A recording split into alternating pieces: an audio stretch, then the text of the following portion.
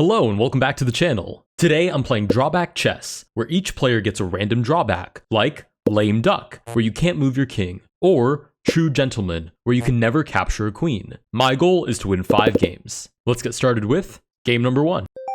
Okay, game number 1, let's go ahead and just throw d4 on the board, and obviously my main objective is to win all 5 games, but my secondary objective is try not to misread any of the drawbacks. Our drawback right now is stand your ground. Your pieces can only capture if they are attacked. Okay, interesting. Let's develop. So I guess that means, oh, that was a pre-move as well. Like if a bishop, for example, was hitting our knight, then we could capture anything with that knight.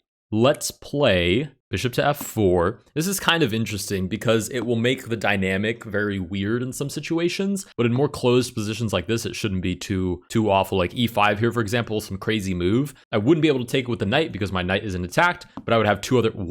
Oh my goodness. That's extremely freaky because there's no reason that I can discern for my opponent to have played e5.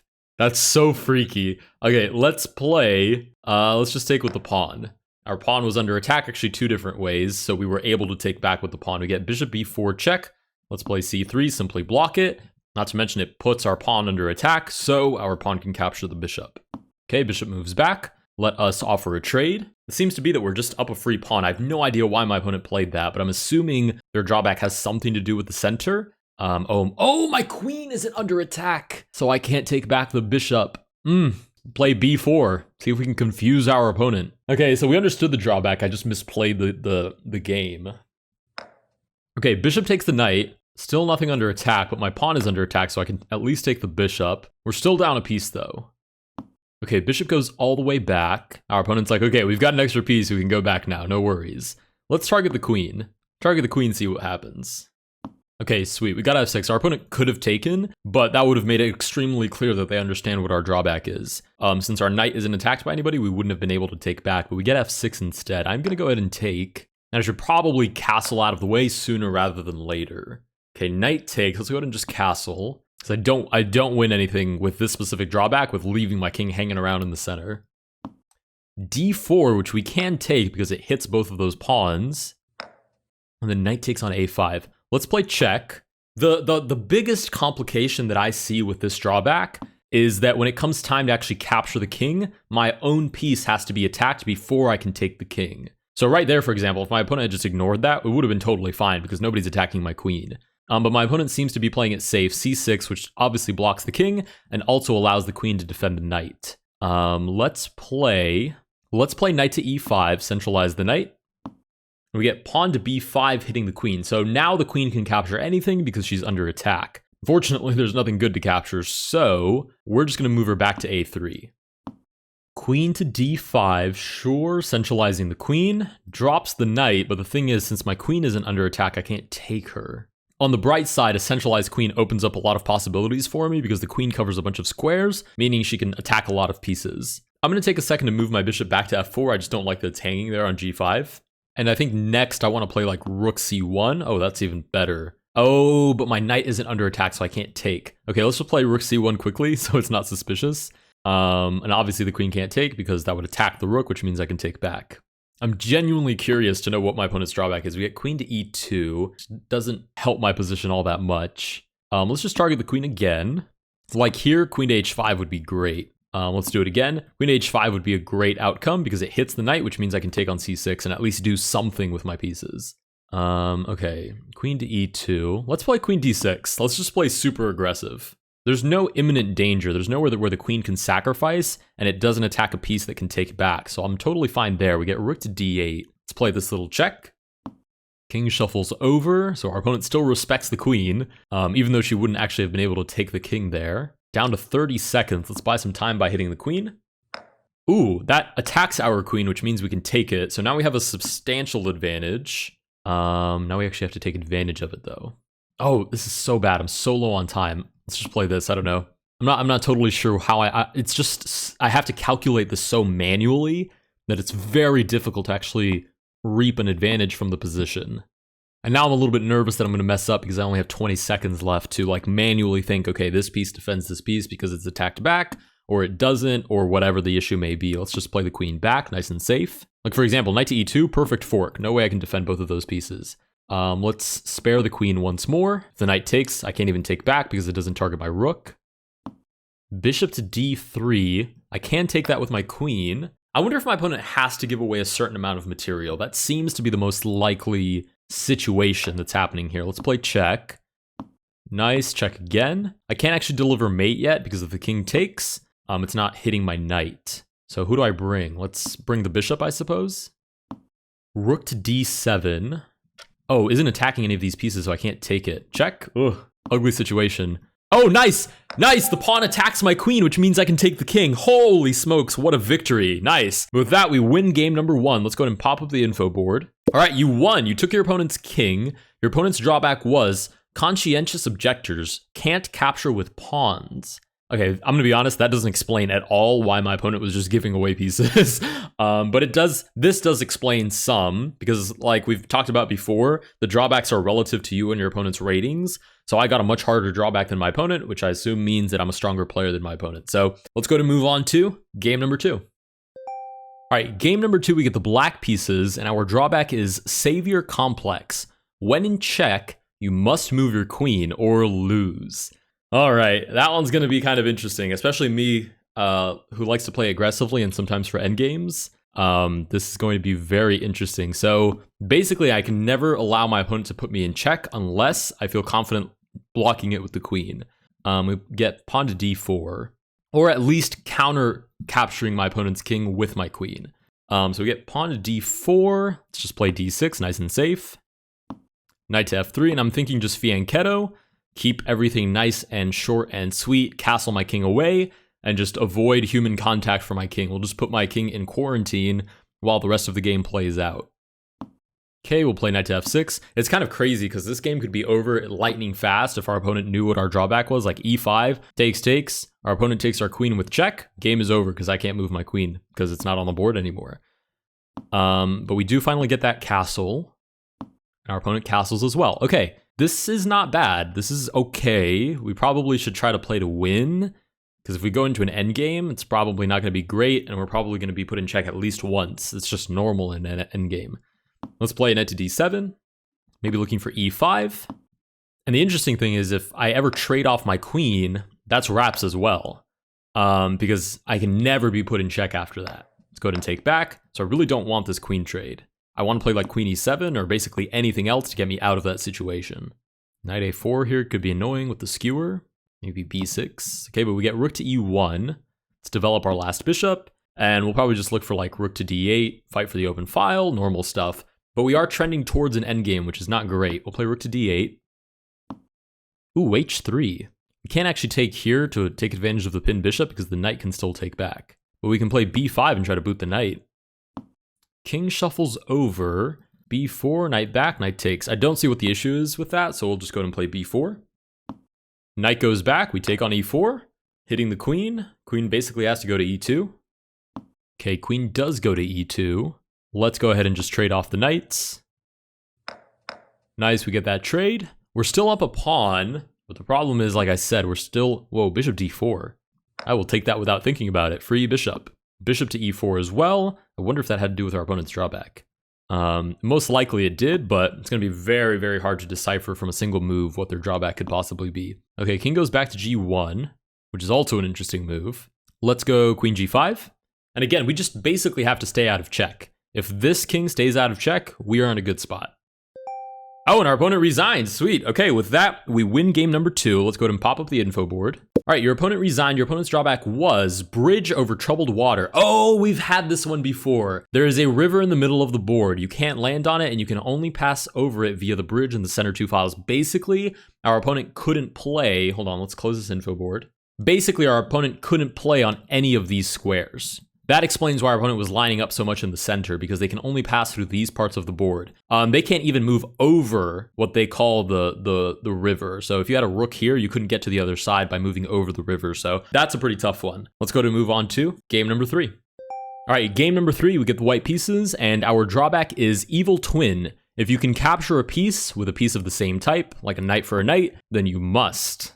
That sounds totally fine other than pawns, because obviously if you have a pawn, next to another pawn, then there's no tension in the center if you just take it. So this should be okay. Oh, we also only have a minute. Holy smokes. I just looked at the clock, 45 seconds left. We get +2 for every move. Let's just try to keep this nice and solid and not run down the clock straight out the gate. This is just the opening anyways, and of course we have a strange little drawback, but hopefully it won't influence our game too much. Okay, ooh, king shuffles over. This might be that drawback where you have to move your king every 5th turn or something like that, because our opponent castled on move 5, so it's not unlikely. Okay, we have to capture because it's pawn to pawn. The cool thing is I can make it look kind of natural, because that's, if I was just a beginner player who doesn't like tension in the center, I probably would play something like just taking a pawn right away.